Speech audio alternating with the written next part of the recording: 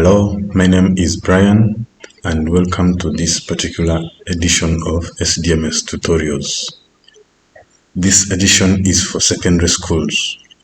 If you are that secondary school that wishes to open its doors to applications countrywide, then you are in the right place, because on our platform, parents from all districts in the country do apply to schools online, and your school gets that chance to be selected by any applicant from all over the country.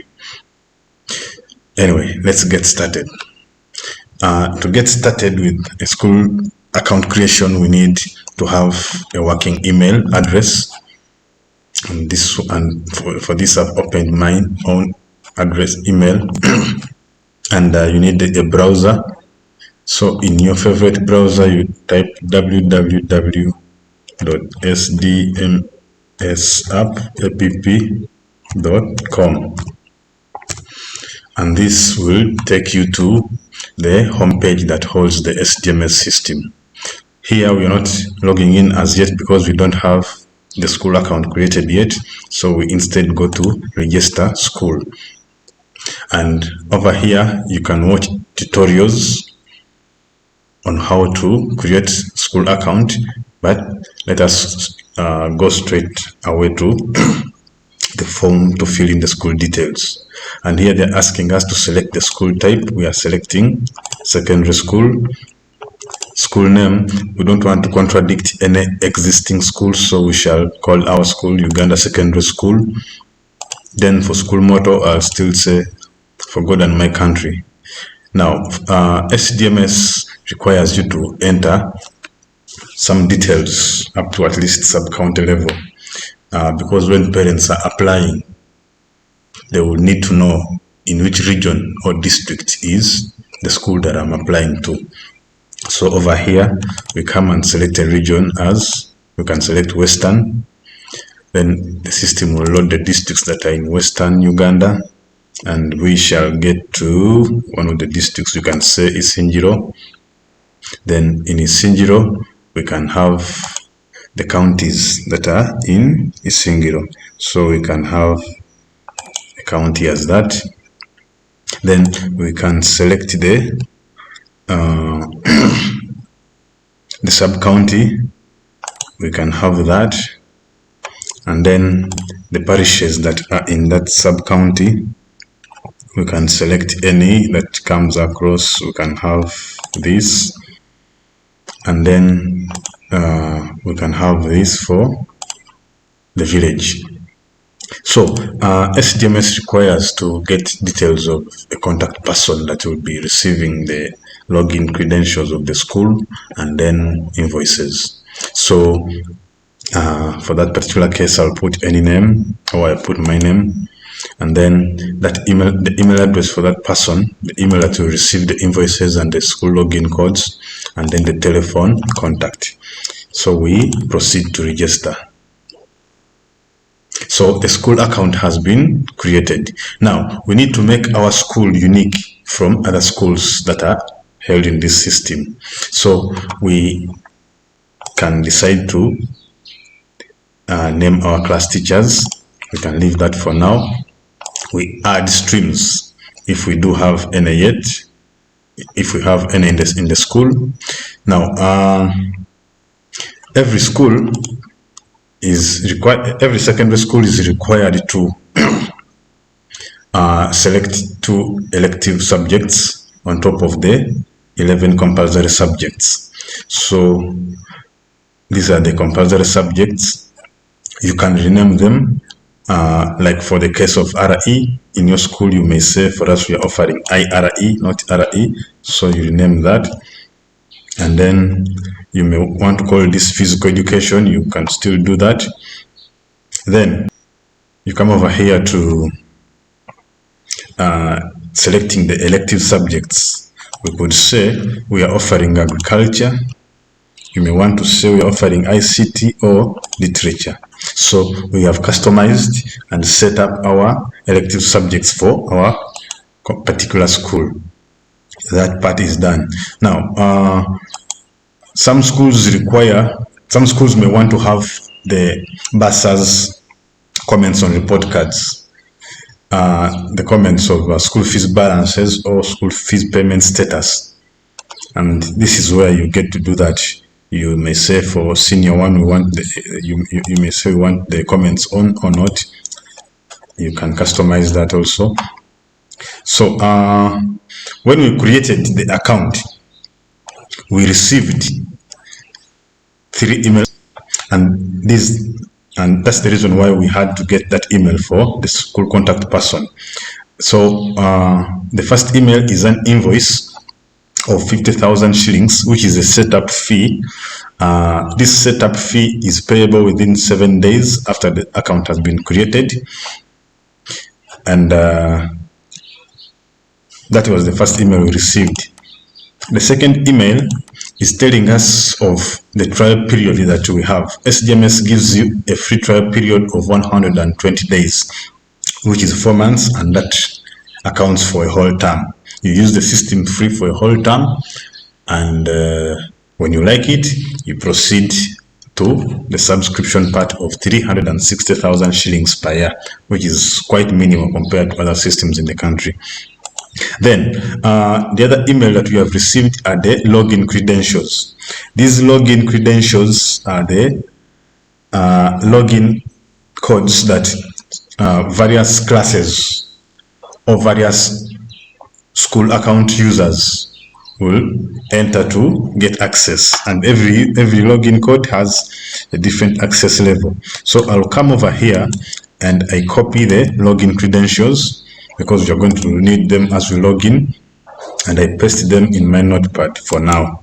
I come over here and paste those login credentials. I think we are done with the email. So those login credentials that we have are editable, because you may say we have lost one of the teachers we have left who left us, and then we are worried probably our login credentials may be used by the wrong person or may land in the wrong hands. So you come over here and edit them.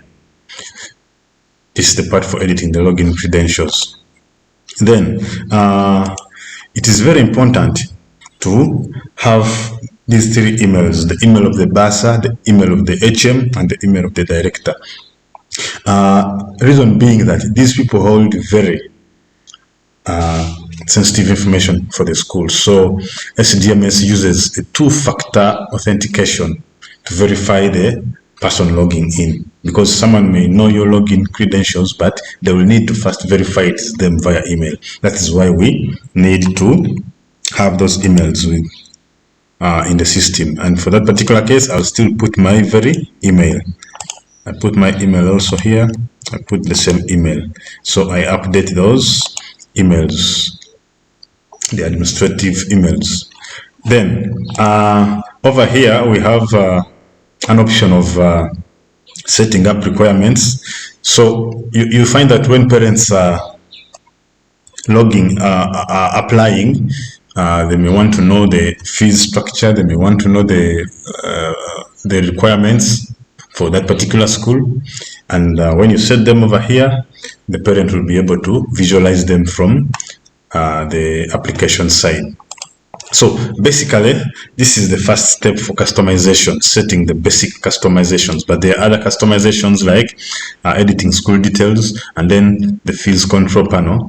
And the fees control panel, we shall get to it at a later stage. For now, let us go and do some more customization by adding a school badge. A school badge, you append the school badge that is in your system, and for my case I will have this for my school badge. So I upload that. I say update school badge, and it is updating the school badge there. So that is the school badge. You may still have to edit these details if you so wish, if there's information you still want to change, but I will just say update details, and we have successfully updated our school details.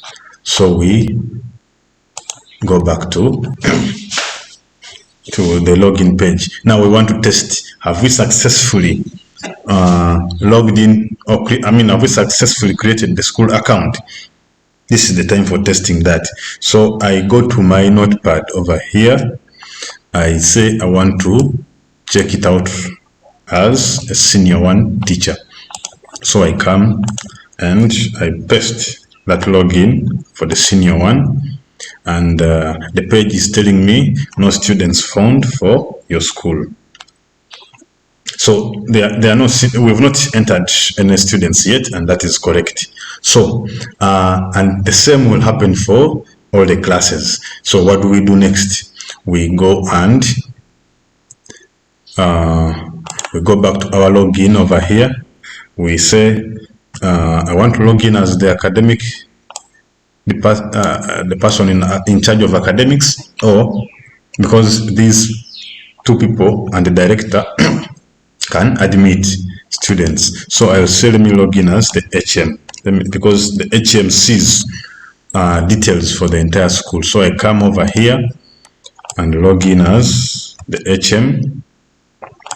So when I log in as the HM, I'm asked to verify that I am this account holder. So I come over here to my email address, and SDMS has sent me this login verification code.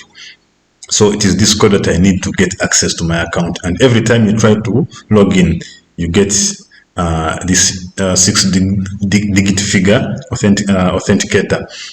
So our code here is 352593. We are saying 352593, and there we are.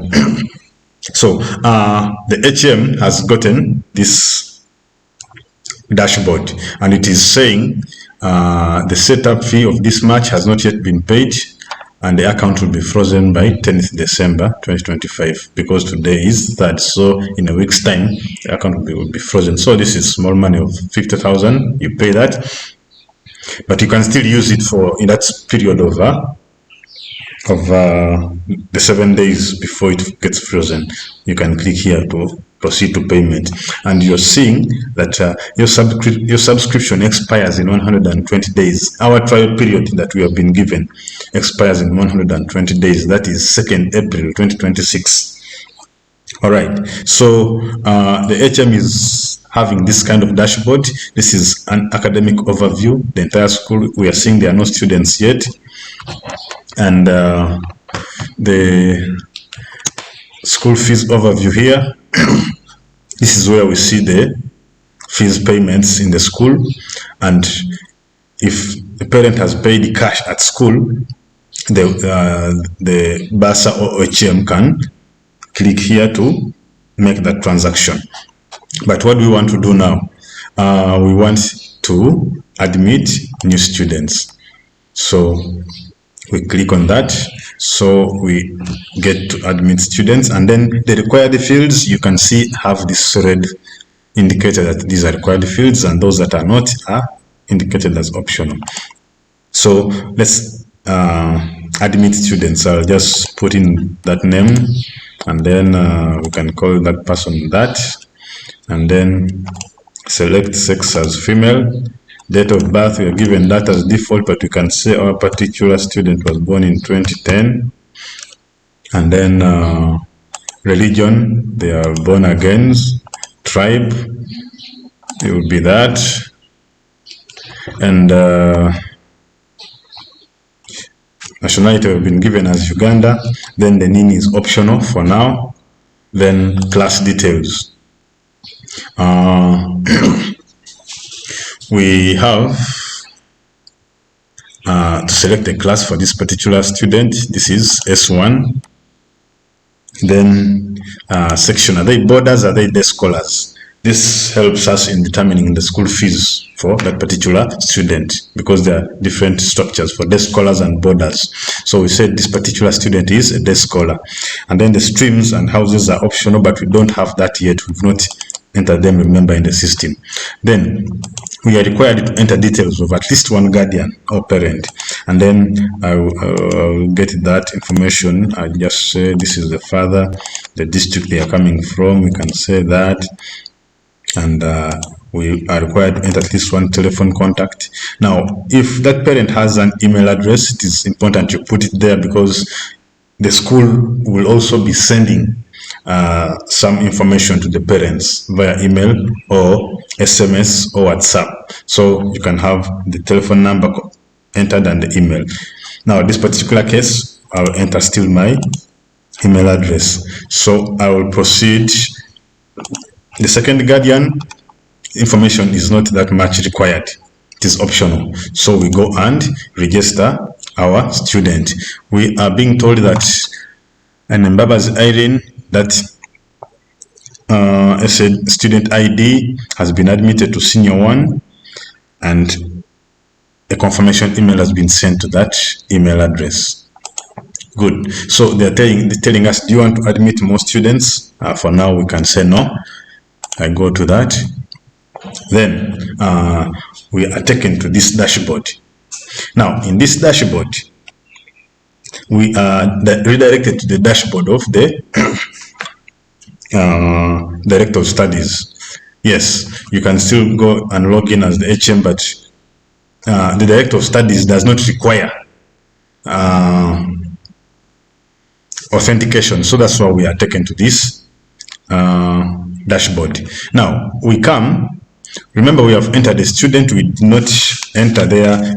Each particular student has their elective subject that they can select from the 2 subjects that the school had chosen. So we do not specify the elective subject for that particular child, but by default the system puts the first elective subject that the school had chosen. So we come to view the students list. So this is the list of students in the school, and this is the particular child we have entered. We need to copy this student ID. We shall need it because if you want to edit details, you need the student ID. If the parents wants to see academic progress of a child, then you need to log in with that particular ID. And if they want to pay school fees online, they also need this particular student ID. So it is important. Schools can be sharing that with the parents. So I'll come over here and paste that ID for that particular student. So I'll go back over here and I say edit profile. Now this is where we edit a student's profile. So we shall need to copy this student ID and come over here to edit profile. We paste it over here and we come and edit details for this particular student. So the elective subject, remember by default it puts the first, and our first was agriculture, but we may change to say this particular student is doing literature. So we change the elective subject for that particular child, and then we didn't put a photo for that child. So you can either take, if you have a laptop or phone, you can take a picture, a profile pic for this particular student, or you can upload from your computer. And for my case, I will upload any of these pictures. I'll just put any of these, and then I update student information, and there we are. So that is done, and then I go back to the HM's dashboard. You can, sorry, the DOS's dashboard. You can manage settings also and students lists. And for now, let us log out. We can go back and log in as HM again, and there we get another code again. Like I told you, every attempt you make to log in, you're supposed to verify that it is you logging in.